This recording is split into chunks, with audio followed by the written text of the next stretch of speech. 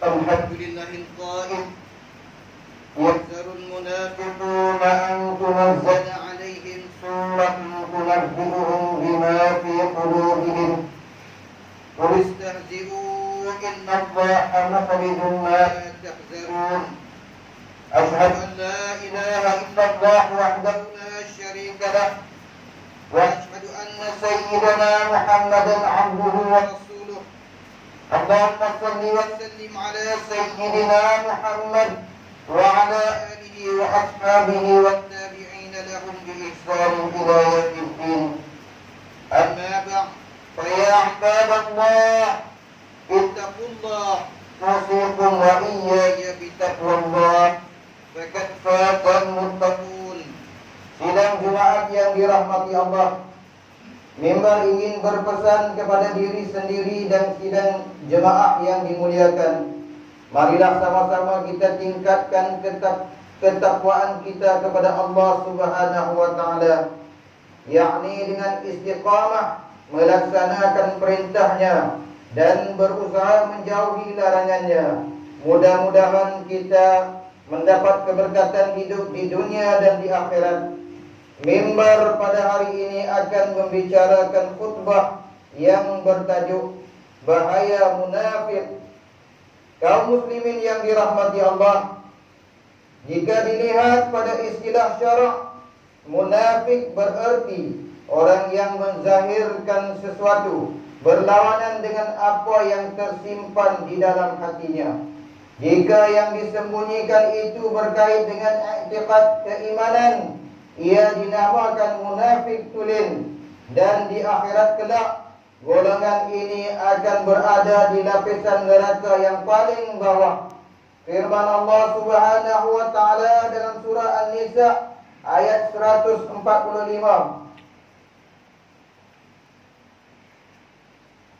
A'udzu billahi minasy syaithanir rajim. Innal munafiqina fid darkil asfali minan nar wa lan tajida lahum nasira.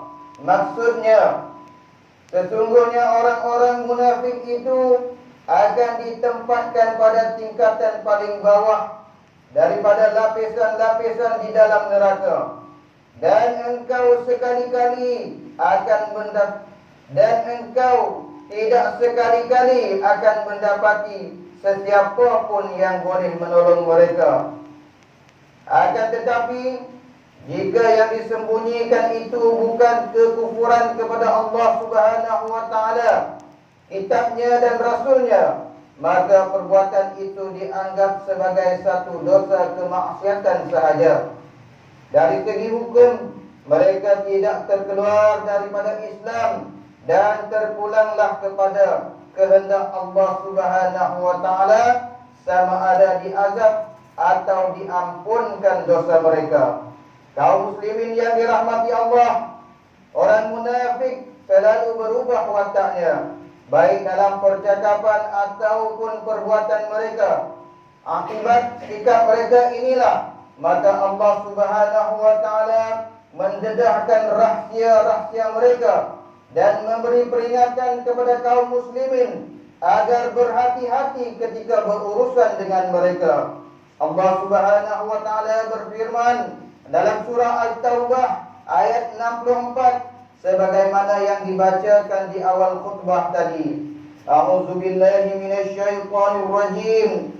Yahzarul munafiquna an tunazzala 'alaihim suratun tunabbi'uhum bima fi qulubihim. Qul istahzi'u innallaha mukhrijum ma tahzarun. Maksudnya, orang-orang munafik itu takut kalau diturunkan satu surah Al-Quran yang menerangkan kepada mereka dan kepada orang ramai akan apa-apa yang ada di dalam hati mereka. Katakanlah, wahai Muhammad, inilah seberapa yang kamu suka. Sesungguhnya Allah akan mendedahkan apa yang kamu takut, yakni yang diketahui oleh orang ramai. Rasulullah sallallahu alaihi wasallam pernah bersabda, ayatul munafiqi salasun, idza haddatsa kadzdzaba wa idza wa'ada akhlafa wa idza tumina khana. Maksudnya, tanda-tanda munafik ada 3. Apabila berbicara dia dusta, apabila berjanji dia mungkiri, dan apabila diberikan kepercayaan kepadanya dia khianat.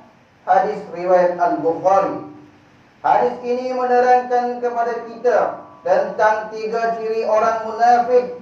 Ciri-ciri tersebut ialah, yang pertamanya, apabila berbicara tentang sesuatu perkara, dia akan berdusta. Orang-orang munafik selalunya akan membuat kenyataan atau penerangan dusta, sama ada dengan lisan ataupun tulisan, memutarbelitkan dan memesongkan fakta sebenar mengikut hawa nafsu mereka. Yang keduanya, apabila berjanji tidak ditepati, orang munafik juga sering melanggar sesuatu janji yang telah dipersetujui bersama-sama, dan bijak mencari alasan apabila tidak dapat menunaikannya. Dan yang ketiganya, apabila diberikan sesuatu kepercayaan, dia mengkhianatinya. Orang munafik amat susah untuk menunaikan sesuatu amanah. Setiap amanah yang diberikan kepadanya tidak akan dijaga dengan baik. Selain 3 tanda munafik yang disebutkan tadi, Allah Subhanahu wa taala juga menceritakan 2 lagi ciri orang munafik, yaitu malas beribadah dan kurang mengingati Allah. Firman Allah Subhanahu wa taala dalam surah An-Nisa ayat 142, A'udzu billahi minasy syaithanir rajim.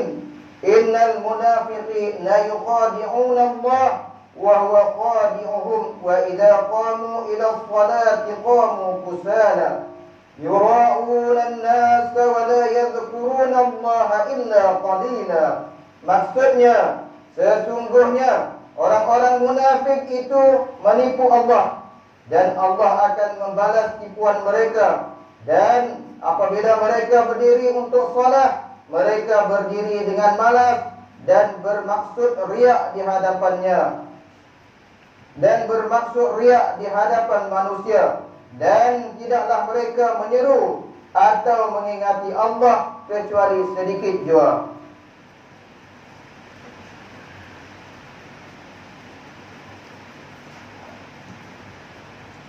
Kaum muslimin yang dirahmati Allah, mengapa kita perlu menjauhi sifat munafik?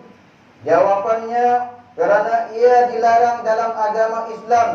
Bahkan sifat munafik bukanlah sifat yang wajar dimiliki, walau apapun latar belakang kepercayaan seseorang. Munafik ialah penyakit hati yang tidak hanya merosakkan diri, malah mencemarkan pribadi seseorang dalam hubungannya sesama manusia. Berikut ialah 3 amalan yang boleh kita lakukan untuk menjauhi sifat munafik. Yang pertamanya, memelihara solat secara berjemaah, terutamanya bagi kaum lelaki. Lazimilah solat berjemaah di masjid atau surau pada awal waktu. Hal ini dapat membebaskan kita daripada sifat munafik, sebagaimana yang disabdakan oleh Nabi Muhammad sallallahu alaihi wasallam dalam sebuah hadis, "Man shalla lillahi arba'ina yawman fi jama'atin yudrikat takbiratal ula kutibat lahu bara'atun minan nar wa bara'atun minan nifaq."